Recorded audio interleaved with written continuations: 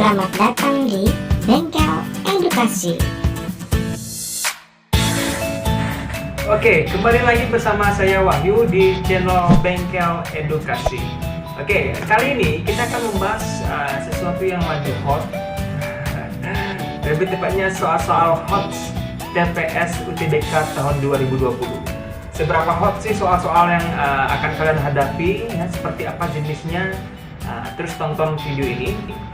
Tapi jangan lupa juga like, subscribe, dan klik lonceng di channel kami biar kalian tidak ketinggalan video-video terbaru dari Bengkel Edukasi. Biar tidak terlalu lama, ya, langsung saja ini dia pembahasan soal-soal HOTS prediksi TPS UTBK 2020. Soal nomor 1, ya, ini udah kelihatan serem sekali soalnya, ya. Ada akar, dalamnya ada akar lagi, ya. Di dalamnya ada akar lagi nih, sampai tak hingga banyaknya. Berapa sih hasilnya gitu ya? Nah, ini termasuk kategori bentuk akar bersarang namanya, ya. Dan khusus ini bentuk akar bersarang tak hingga Ramanujan. Dikategorikan seperti itu, bisa dilihat ciri-cirinya. Yang pertama, ini akarnya bersarang terus, ada akar, dalam akar ada akar lagi, dan seterusnya. Kemudian ada bilangan-bilangan yang konstan di sini, ya. Dalam ini satu, ya, satunya terus berulang secara konstan. Yang kedua, bilangan depan akar, ya, setelah akar yang paling luar. Jadi ada akar 1 tambah 3, akar 1 tambah 4, dan seterusnya. Jadi ada 3, 4, 5 itu memiliki beda yang sama. Jadi bilangan di depan akar itu memiliki beda yang sama. Dalam hal ini bedanya kan 1, ya. Nah, itu ciri-ciri dari bentuk akar bersarang Ramanujan. Kenali dulu. Nah, sekarang baru masuk ke rumus. Jadi untuk mengerjakan soal ini, sebenarnya hasilnya adalah, ini dia, ya, bentuk umumnya seperti ini. Hasilnya cukup dicari dengan X tambah N tambah A. Harus tahu X dulu, N dulu, A dulu, beres. Dapat dari mana? Nah, ini kita identikkan soalnya nanti dengan bentuk ini. Akar AX ditambah N plus A pangkat 2 plus X akar A kali X plus N plus A pangkat 2 tambah X tambah N akar, dan seterusnya. Nah, kalau kalian bisa identikkan sekarang dengan soal, nah ini saya buat soalnya dulu nih. Ini saya buat ulang dulu soalnya. Perhatikan soalnya dulu. Akar 1 ditambah 3 akar 1 ditambah 4 akar 1 ditambah 5 akar, dan seterusnya, ya. Untuk mencari X, kalian bisa lihat itu, ya, identikkan dengan bentuk umum soalnya, ya. X nya itu kita dapatkan sama dengan 3, ya. Itu adalah bilangan di depan akar setelah akar yang paling luar. Jadi ada akar 1 tambah 3 akar. Nah, nanti X nya adalah 3. Itu yang pertama. Yang kedua, N-nya, mencari N tinggal mencari beda dari masing-masing bilangan yang di depan akar. Ada 3, 4, 5. Itu kalau cari bedanya berapa, kan 1, ya. Selisihnya kan 1, ya. Jadi N-nya sama dengan 1. Dapat X sama dengan 3, N sama dengan 1. Tinggal nyari A. Masalahnya A nggak bisa langsung seperti X dan N. Nah, ini dapat dari bilangan konstannya. Dalam soal kan yang konstan bilangannya adalah 1. Nah, 1 ini akan sama dengan siapa? Nah, kita ambil bentuk umum, ya. Yang pertama, yaitu AX ditambah N plus A pangkat 2 itu kita samakan dengan bilangan konstannya. Dalam hal ini 1. Jadi informasi yang ketiga dapatnya apa?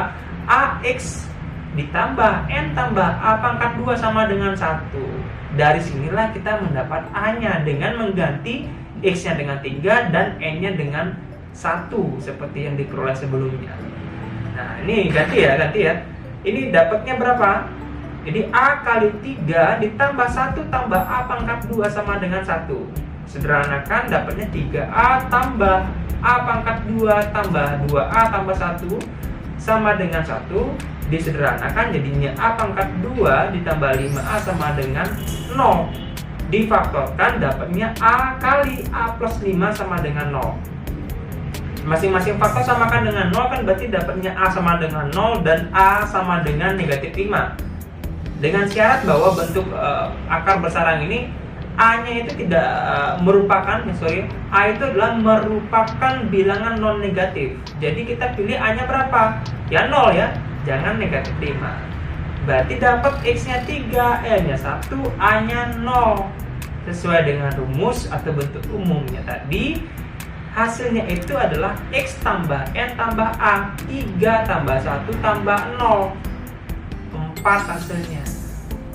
Jadi jawabannya adalah B, 4. Selesai ya. Itu ya. Oke, lanjut ke soal nomor 2. Ini soalnya. Nah, ini dia ya. Soal-soal HOTS. Ya begini nih ya, soalnya panjang-panjang sekali. Jadi kalau kemampuan literasi kalian kurang, itu akan menghambat dalam menyelesaikan soal. Jadi saya sarankan untuk sering-sering latihan soal, membaca dengan cepat dan mengambil informasi dengan tepat. Ya, hanya dengan sering-sering latihan soal. Nah, untuk soal ini saya ringkas. Ini ada 2 orang ibu-ibu ya, berbelanja beras. Ya, banyak berasnya itu perbandingannya sama. Berasnya ada 2 jenis ya. Ada beras A, ada beras B. Banyak yang dibeli antara beras A dan B itu perbandingannya sama, yaitu A berbanding B. Tapi mereka membelinya pada waktu yang berbeda. Nah, ini kita mulai ya.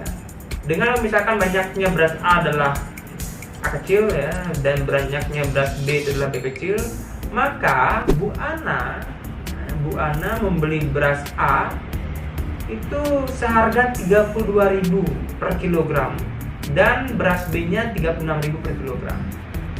Nah, atau begini, saya ringkas ataupun nyatakan dalam ribuan ya. Dan kita bicaranya 32.000 menjadi 32 cukup ya. 36.000 dibaca 36 cukup ya. Jadi total uang yang dikeluarkan oleh Bu Ana berapa?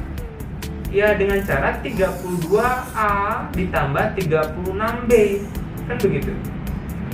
Nah itu disimpan dulu.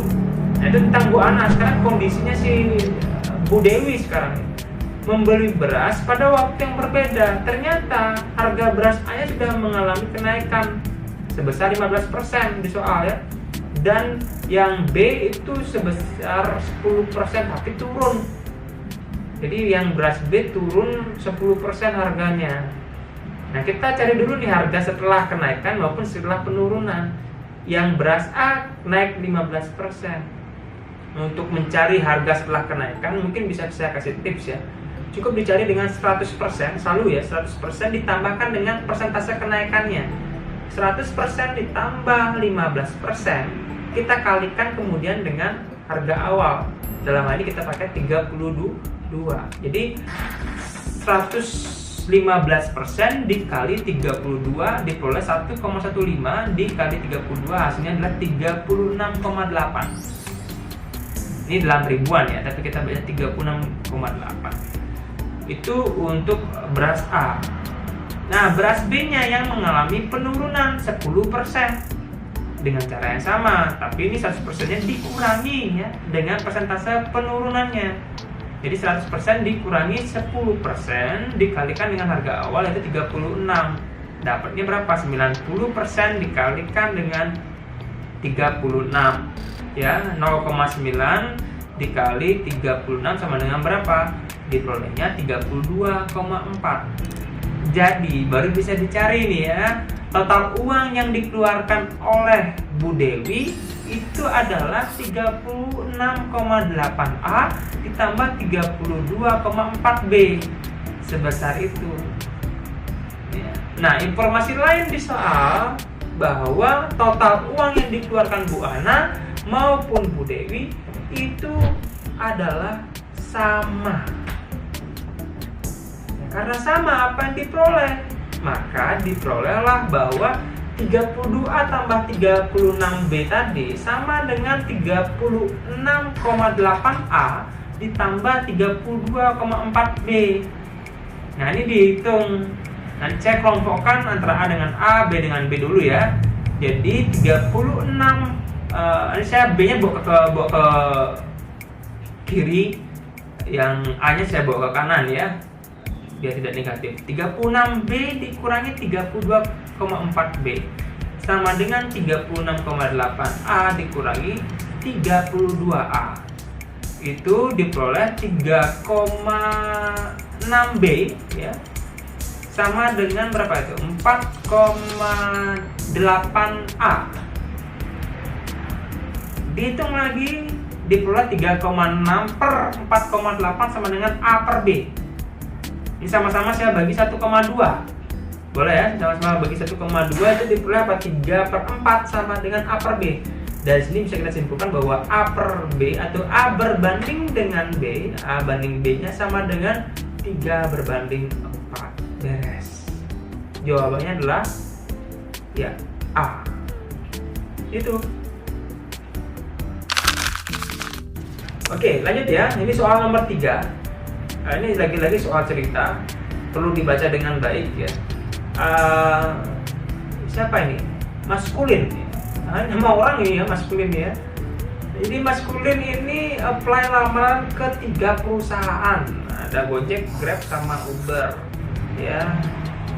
Dan diketahui bahwa probability dari setiap perusahaan menerima karyawan itu 50% katanya.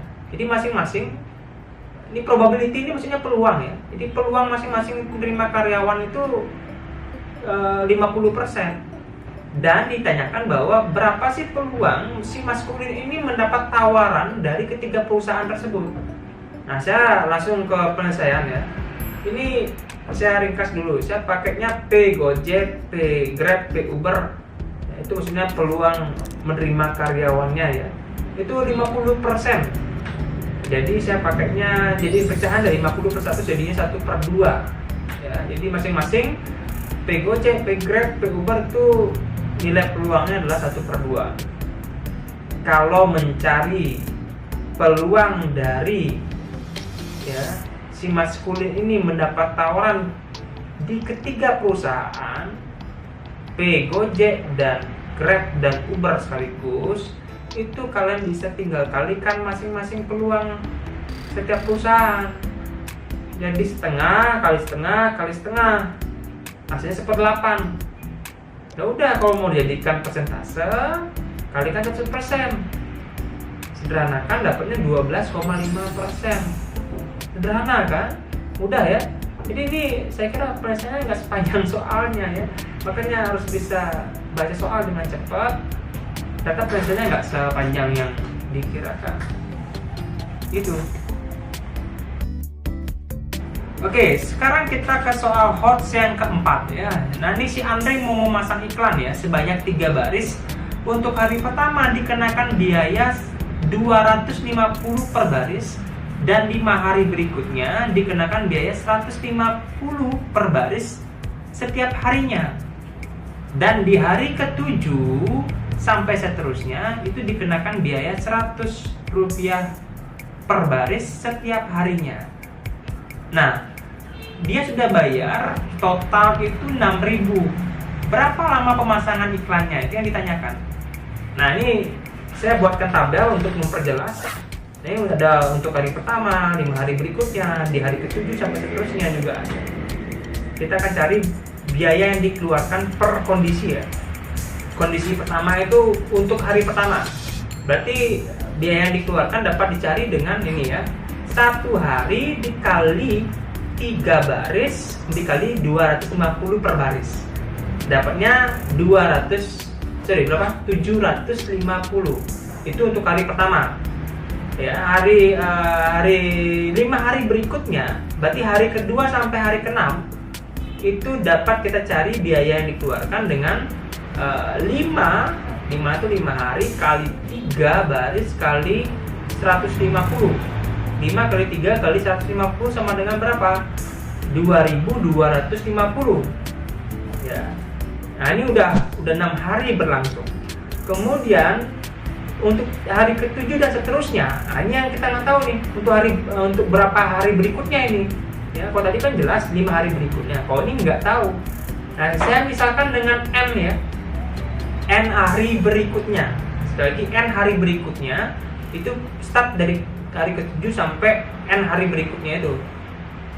Berarti dicarinya dengan cara N hari kali 3 baris kali 100 rupiah per baris. Berarti biaya yang dikeluarkan selama N hari ini itu 300M. Sekali lagi, ini 300M ini biaya yang dikeluarkan untuk N hari berikutnya setelah 6 hari sebelumnya.